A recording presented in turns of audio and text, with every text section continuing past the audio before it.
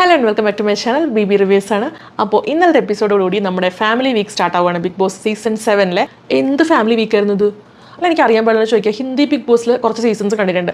അതിലും ഇതുപോലത്തെ ഒരു സംഭവം ഞാൻ കണ്ടിട്ടില്ല. എന്ത് ഏടിൻ്റെ പണി എന്ന് പറഞ്ഞാലും ഒരു വല്ലാത്ത അരോചകതയാണ് തോന്നിയത് കേട്ടോ, സത്യമായിട്ടും. കാരണം ഒരു ഫാമിലി വീക്ക് എന്ന് പറയുമ്പോൾ ആ ഒരു വീക്കിൽ പ്രേക്ഷകർ പ്രതീക്ഷിക്കുന്ന കുറച്ച് ഇമോഷൻസ് ഉണ്ട്.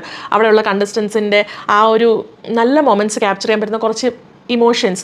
അത് ആകെപ്പാടെ ഇന്നലെ കാണാൻ പറ്റിയത് ബിന്നിയുടെ കേസിൽ മാത്രം. കാരണം ബിന്നിക്ക് ആ ഒരു പ്രിവിലേജ് കിട്ടിയത് കൊണ്ട് മാത്രം.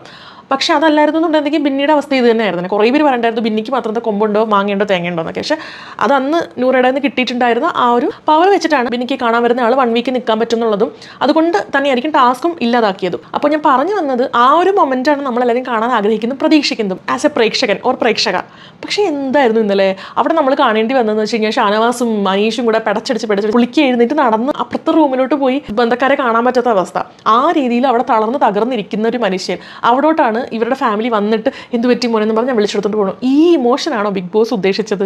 സത്യം പറഞ്ഞാൽ ഇത് പ്രേക്ഷകരിലേക്ക് എത്തിക്കുമ്പോൾ ഭയങ്കര അങ്ങ് ഇമോഷണൽ ഔട്ട് ബസ്റ്റ് പ്രേക്ഷകർക്ക് ഉണ്ടാവും എന്നെല്ലാം കരുതിയിട്ടുണ്ടെങ്കിൽ അതൊട്ടും ഒരു ശരിയായ കാര്യമായിട്ട് ഫീൽ ചെയ്തില്ല. കാരണം എനിക്കൊരു പ്രേക്ഷക നിലയിൽ ഒട്ടും തന്നെ ആ ഒരു സംഭവത്തോട് യോജിക്കാൻ പറ്റുന്നില്ല. ഒട്ടും അക്സെപ്റ്റബിൾ ആയില്ല. ഒട്ടും ഒരു രസകരമായി തോന്നിയതും ഇല്ല. ഷാനവാസ് കുറച്ചും കൂടെ ഫോക്കസ്ഡ് ആയിട്ട് കളിക്കുന്നുണ്ടായിരുന്നു. അതൊരു ടാസ്ക് ആയിട്ട് തന്നെ എടുത്തിട്ട് കളിക്കുന്നുണ്ടായിരുന്നു. പക്ഷേ അനീഷിനെ സംബന്ധിച്ചിടത്തോളം പുള്ളിക്കാരൻ ആകെപ്പാടെ ഒരു കാര്യം പറഞ്ഞു കഴിഞ്ഞാൽ പുള്ളിക്ക് ഇതൊക്കെ ആദ്യത്തെ അനുഭവം തന്നെയാണ്. ഇപ്പോൾ അന്നത്തെ ആ ഒരു കോയിൻ കിട്ടിയല്ലോ നമ്മുടെ ജിത്തു ജോസഫിനോട് സ്റ്റോറി പറഞ്ഞിട്ട്. അപ്പോൾ ആ ഒരു കോയിൻ എടുത്തിട്ട് പുള്ളിക്കാരൻ എനിക്ക് ആദ്യമായിട്ട് കിട്ടിയ കാര്യമാണ് ഇതാണെന്നൊക്കെ പറയുന്നത് വെച്ചാൽ പുള്ളി ഒരു കോമണറാണ്.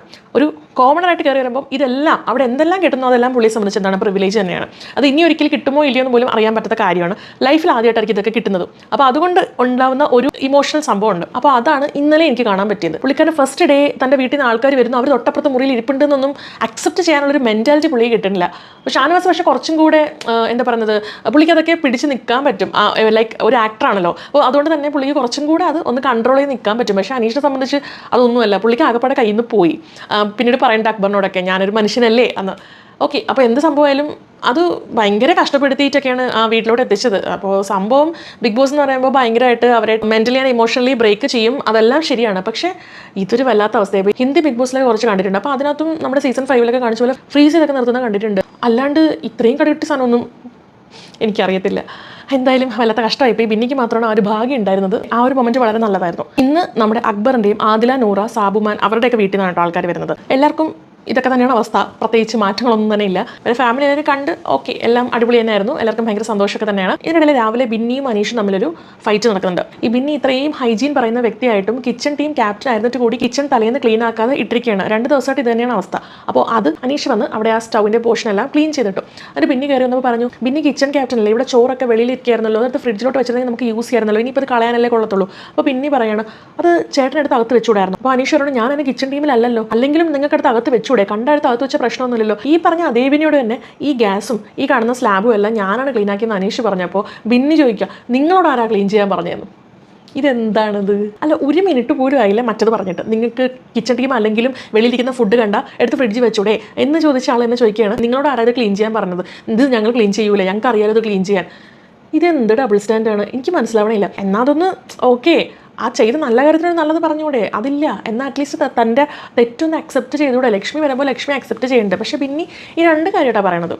വളരെ മോശത്തോടു കൂടി തന്നെ ബിന്നിക്ക് ഹൈജീൻ എന്ന് പറഞ്ഞുകൊണ്ട് നടക്കുന്നത് വെറും ഒരു പുറംചട്ട പോലെയാണ് എനിക്ക് ഇന്നലത്തെ എപ്പിസോഡിൽ ഫീൽ ചെയ്തത്. കാരണം ഇത്രയും ഹൈജീൻ പറയുന്ന ആൾ ക്യാപ്റ്റൻ ആയിരുന്നിട്ട് കൂടി ആ കിച്ചൺ കിടക്കുന്ന കിടപ്പ് കണ്ടപ്പോൾ വെറുതെ ആദ്യത്തെ കുറേ ദിവസം ഹൈജീൻ കാണിച്ചതുപോലെയാണ് എനിക്ക് തോന്നുന്നത്. അത് കഴിഞ്ഞിട്ട് ക്യാപ്റ്റൻസി ടാസ്ക് ആയിരുന്നു. ആര്യനും അക്ബറും ബിന്നിയുമായിരുന്നു ക്യാപ്റ്റൻസി ടാസ്കിലേക്ക് പോയിട്ടുണ്ടായിരുന്നത്. ബിന്നിയായിരുന്നു ജയിച്ചത്. Slow and steady wins the race എന്നുള്ളതാണ് എനിക്കത് കണ്ടപ്പോൾ മനസ്സിലായ ഒരു കാര്യം. കാരണം കൃത്യമായൊരു ബോധം ഉണ്ടായിരുന്നു ബിന്നിക്ക് ഞാൻ എന്താണ് ചെയ്യാൻ പോകുന്നത് ഈ ടാസ്കിലെന്ന്. അതുകൊണ്ട് തന്നെ ബിന്നി ജയിച്ചു എന്ന് എനിക്ക് പറയാനുള്ളൂ. അല്ലെ വേറെ ആരുടെയും കുറ്റങ്ങളായിട്ടൊന്നും ഇല്ല. അതിന് മറ്റുള്ള ആൾക്കാർ ശ്രദ്ധിച്ചിട്ടുണ്ടാവില്ല. ബിന്നി കുറച്ചുകൂടെ ശ്രദ്ധിച്ചു, ബിന്നിക്ക് അത് കിട്ടി. അത് ഡിസേർവിംഗ് തന്നെയാണ്. ആദ്യത്തെ ലേഡി ക്യാപ്റ്റനായി മാറി ബിന്നി. പിന്നെ പ്ലസ്സിൽ കാണിച്ച കുറച്ച് കാര്യങ്ങൾ എനിക്ക് വളരെ മോശമായിട്ടും വളരെ പരിതാപകരമായിട്ടും തോന്നി. ചിലർക്ക് ഇത് കാണുമ്പോൾ സർവൈവൽ ഓഫ് ദ ഫിറ്റസ്റ്റ് എന്നൊക്കെ തോന്നിയേക്കാം. പക്ഷേ എനിക്കിത് കണ്ടപ്പോൾ ഭയങ്കര സെൽഫിഷ് ആയിട്ടാണ് ഫീൽ ചെയ്തത്.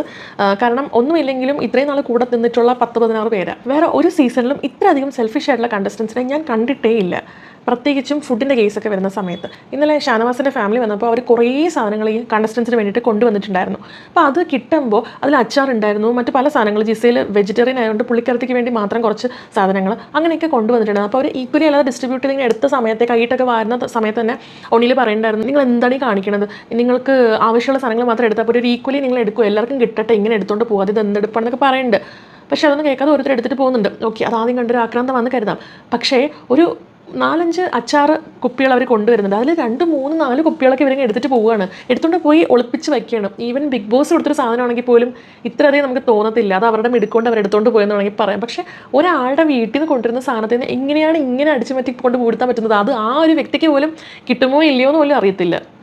ആ ഒരു വ്യക്തി പോലും കാണാണ്ട് ഷാനവാസിൻ്റെ മോളുടെ ഹെൽപ്പോടെ കൂടി അതെല്ലാം കൊണ്ടങ്ങ് ഒളിപ്പിക്കുക. കുറേ സാധനം കൊണ്ട് ഒളിപ്പിക്കേണ്ടതായിട്ട്. ഇതിൽ നെവിനുണ്ട്, നൂറ, ബിന്നി, ഇവരൊക്കെ ഉണ്ട്.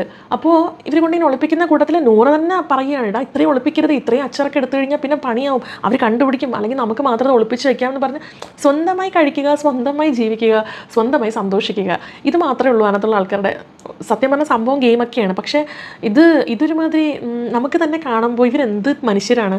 അത് വേറൊരു എക്സാമ്പിൾ ഞാൻ പറഞ്ഞുതരാം. ബിന്നിയുടെ കാര്യം. ഇന്നലെ രാവിലെ ബിന്നിക്ക് ക്യാപ്റ്റൻ ആയതുകൊണ്ട് ഓൾറെഡി നോമിനേഷൻ ഫ്രീ ഉണ്ട്. കഴിഞ്ഞ ആഴ്ചത്തെ ടാസ്ക് കളിച്ച് കിട്ടിയ ഒരു ഇമ്മ്യൂണിറ്റി കയ്യിലുണ്ട്. അപ്പോൾ അതാർക്കെങ്കിലും കൊടുത്തില്ലെന്നുണ്ടെങ്കിൽ അത് വെറുതെ വേസ്റ്റ് ആയി പോകും. അപ്പോൾ ബിന്നിക്ക് വേണമെങ്കിൽ ആർക്കെങ്കിലും കൊടുക്കാം, ഇല്ലെന്നുണ്ടെങ്കിൽ അത് വേണ്ടാന്ന് വെക്കാം. അപ്പോൾ ബിഗ് ബോസ് കൊടുത്ത ഓപ്ഷനിൽ ബിന്നി സെലക്ട് ചെയ്ത് അത് വേണ്ടാന്ന് വെക്കാമെന്നായിരുന്നു. എന്നിട്ട് പറഞ്ഞ കാര്യം എന്ന് പറഞ്ഞു കഴിഞ്ഞാൽ അടുത്ത ആഴ്ച എന്നെ ഇവരെല്ലാവരും നോമിനേറ്റ് ചെയ്യും. അപ്പോൾ ഞാൻ എന്തിനാണ് വേറൊരാൾക്ക് ചുമ്മാ ഒരു ഇമ്മ്യൂണിറ്റി കൊടുക്കുന്നത്? അതായത് എനിക്കില്ലെങ്കിൽ വേറൊരാൾക്കും വേണ്ട എന്നൊരു പോളിസി. അവിടെ എനിക്ക് തോന്നിയൊരു കാര്യം എന്ന് വെച്ച് കഴിഞ്ഞാൽ അന്ന് നൂറയ്ക്ക് കിട്ടിയ ആ ഒരു പവർ ബിന്നിക്ക് കൊടുക്കാണ്ട് നൂറയും അങ്ങനെ ചിന്തിച്ചിരുന്നെങ്കിൽ ഇപ്പോൾ 2-3 ഡേയ്സ് ബിന്നിയുടെ ഫാമിലി മേറ്റിന് ആ വീട്ടിൽ നിൽക്കാനും പറ്റത്തില്ലായിരുന്നു. അപ്പോൾ കുറച്ച് കാര്യത്തിൽ നമുക്ക് ചില വിട്ടുവീഴ്ചകളൊക്കെ ആവാം. അതൊന്നും ഗെയിമിനെ ബാധിക്കത്തുമില്ല. നമുക്ക് കുറച്ചുകൂടെ പോസിറ്റീവ് ആൾക്കാരുടെ ഇടയിൽ കിട്ടത്തേ ഉള്ളൂ. അപ്പോൾ ആ ഒരു ഹൗസിൽ നിൽക്കുന്ന സമയത്ത് ഇതൊക്കെ കുറച്ചുകൂടെ ശ്രദ്ധിച്ചാൽ വളരെ നന്നായിരുന്നേനെ. പക്ഷേ പറഞ്ഞിട്ടൊരു കാര്യമില്ല, കഴിഞ്ഞു. മുന്നത്തെ സീസൺ കണ്ടസ്റ്റൻസ് ഒക്കെ ഇത്രയധികം സ്റ്റബേൺ ആയിട്ട് എനിക്ക് തോന്നിയിട്ടില്ല. പക്ഷേ ഇതിനെക്കാട്ടിയും ആൾക്കാരോട് എൻഗേജിങ്ങും ആയിരുന്നു. ഓക്കെ, അപ്പോൾ എന്തായാലും ആ ഒരു കാര്യം വളരെ മോശമായി. എല്ലാം അങ്ങനെ എടുത്തുകൊണ്ട് പോകുന്നുണ്ടായിരുന്നു. അച്ചാർ മാത്രമല്ല എന്തൊക്കെയോ പാത്രത്തോടു കൂടി എടുത്തുകൊണ്ടൊക്കെ പോകുന്നുണ്ടായിരുന്നു. വാട്ടെവർ കുറേ സാധനങ്ങൾ വന്നുകൊണ്ട് ഇവർക്ക് തന്നെ ആപ്പാടെ കൺഫ്യൂഷനായി. അവിടെ ഇരുന്നവർക്ക് തന്നെ എന്തൊക്കെയാണ് അവിടെ ഉള്ളത് ഇല്ലാത്തതെന്നൊക്കെ അവർ കാണാണ്ട് തന്നെ എടുത്തുകൊണ്ട് പോകുന്നുണ്ട്. എന്തായാലും ഇനി ആർക്കെങ്കിലും കൊടുത്താൽ കൊടുത്തു. പിന്നെ ഇന്നലത്തെ ആര്യൻ്റെ ഒരു ഡാൻസ് ഉണ്ടായി, അത് കൊള്ളായിരുന്നു കേട്ടോ. നല്ലപോലെ ചിരിക്കാനുള്ള വകയുണ്ടായിരുന്നു.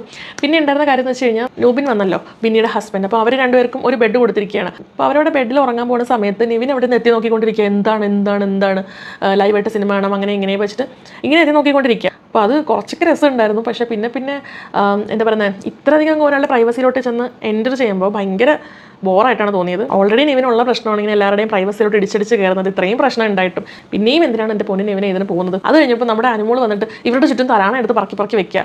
എന്ത് കാര്യത്തിനാണ്? എന്താണ് അനുമോൾ ഉദ്ദേശിക്കുന്നതെന്ന് ഒരു മനസ്സിലായി. അനുമോൾ ആകെപ്പാടെ കിളിപോയൊരു അവസ്ഥയായിരുന്നു. രാത്രി ആര്യനോട് ചെറിയൊരു അടിയും പിടിയൊക്കെ നടക്കുന്നുണ്ടായിരുന്നു. ആര്യൻ ഡയറക്റ്റ് ചോദിക്കുക വരെ ചെയ്തു, നിന്റെ ഫാമിലി വരുന്ന സമയത്ത് നിന്റെ ബോയ് ഫ്രണ്ട് വല്ലതും വന്നിരുന്നെങ്കിൽ നിനക്ക് ഇത്ര ഫ്രസ്ട്രേഷൻ ഉണ്ടാവില്ലായിരുന്നല്ലോ എന്ന് കൂടി മുഖത്ത് നോക്കി ചോദിച്ചു കേട്ടോ. കാരണം അത്രയധികം ആര്യൻ്റെ ജിസ്റ്റലിനെ പുറകെ ഇങ്ങനെ നോക്കിക്കൊണ്ടിരിക്കുകയാണ് അനു. അതുകൊണ്ടാണ് ആര്യൻ അമ്മാതിരി ചോദ്യങ്ങളൊക്കെ അങ്ങോട്ട് ഇട്ട് കൊടുക്കുന്നത്.